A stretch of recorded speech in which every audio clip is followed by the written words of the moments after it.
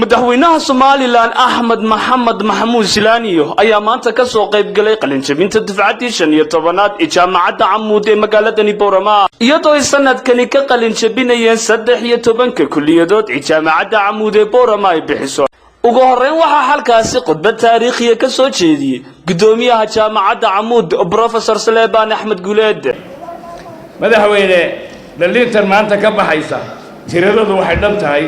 628 sida uu kala leeyihiin waxa weeye walada ugu horeysa waa Master of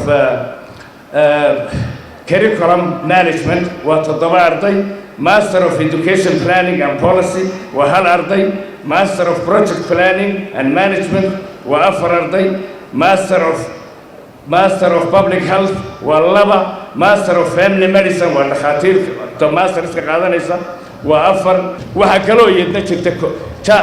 جامعة عمود كامبسية دوي بدين كان يواك حرنتها لكن أفر شن كامبس وكان مجال الاتجاه كلية ده عفماتك أو ميل لجوه تببرو لأنه وهاي قيب تمام ريسورس وهي عندي أنا سوق الشيء هالك كلية قار مدبع معلن الله تري لها شيء بعدما مدبع ميل الله سمين لها لحدي كلية ضد ميل بيوضقلين dhanka kale iyaguna waxa hadalka iska daba qaatay duqa degmada Boorama Maxamed Xuseen Meedane ku-xigeenka xafiiska gobolka ahna kusimaha barasaabka Axmed Diiriye Cabdilaahi Xoosh sheekh beledka gobolka Oodal Sheekh Cabdilaahi Sheekh Ali Jawhar Boqorre wasiirka wasaaradda waxbarashada iyo tacliinta sare ee dalka Cabdilaahi Ibrahim Habane sidaasoo Saleebaan xaqiijiyay oo degmadiisii degmo uga dhigay فيك كصبح يجي الصوماليين من كسبعتين وجاري إلى عندي نور من الأحسن وتدار كارتلا مجدين من المدحوية وعن كوبان إن مصر تجارن هذه دولة الجيل وأمريكا دولة دي بدأت تهجم كتاي وهي كصوباي ويان جامعة عمود دور هرمرين تاي وحبرشة دول كجرتو يقرن كتمود Somaliland ومن موقتا أردين ما أنت تلجمني سوحا ليه هاي همبليو بوليسكا قال ميليتريكا قال شمال أي ولا شقة جسمه قال بدأ وحكلا صوبها بورها وحكلا صوبها أنا واحد بيرجليه أو بيرجلينا أردين هو يعني لما ذيك أنا كقل جبيه كمية جامعة كقل جبيه مدن مدحوينه جامعة عمود وجامعة الرئيسية سلايبكور ورقبنا ما هم Somaliland هو الرئيسية جيجا الصومالي وحيبوا أبترسلا جامعة الرئيسية لقى أساسية geestiisa isaguna waxa hadalka qaatay gudoomiyaha xisbiga muxaafidka ee kulmiye ahna musharaxa jagada madaxweyne ee xisbigaasi Muuse Biixi Cabdi Silaayo wuxuu looga marleeyahay ilaa maanta wasiirka soo ilaa maanta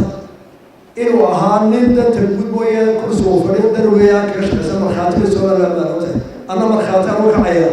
kala waa ku dayayaa inaan si noqdo mara wada noqon maayo guntiga gabagabadii isagu waxa hadalka soo afmeeray madaxweynaha qaranka Soomaaliland Axmed Maxamed Maxamuud Silaaniyo isaga oo hambaliyo iyo bogaadin u diray ardayda ka qalin jabinaysa 13 kulliyadood ee jaamacadda Camuud iyo waliba ardayda masteradka oo iyagu ah dufcadii labaad ee ka baxda jaamacadaasi dhanka kalena shahaadooyinka guddoonsiiyay ardaydii ugu sareysay gabi ahaanba jaamacadani Camuud sharaf weyn bay tahay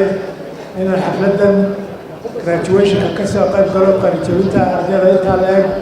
ee jaamacadda Camuud waxaan hambalyo ballaaran u dirayaa waan leeyahay macallimiinta ardayda qalinjabinaysa waalidkood iyo macallimiinta iyo staafkeeda inta ka shaqeysa ka qayb gashay ka hawlgashayba aad iyo aad baan ugu hambalyeynaya jaamacadda Camuud waxyaabaha qabatay waa waxyaabo dadku ku faano waxyaabaha kulligeey ku warafaano oo aan markaa tuganahay in qiimo weyn iyo magac weyn iyo sharaf weyn qaranka u tahay annagana waxay noo tahay wax weyn bay noo tahay waxna halkaas oo maray waa taa ilaahay waxaan ka baryayaa inuu lagu geliyo sanadkiisana bashbashii barwaaqo u gaarsiiyo ayna hawsha hawl fiican oo noqoto waxaan leeyahay hambalyo maalin wanaagsan ilaahay garabkiina ha galo وجامعة The Space Channel Boorama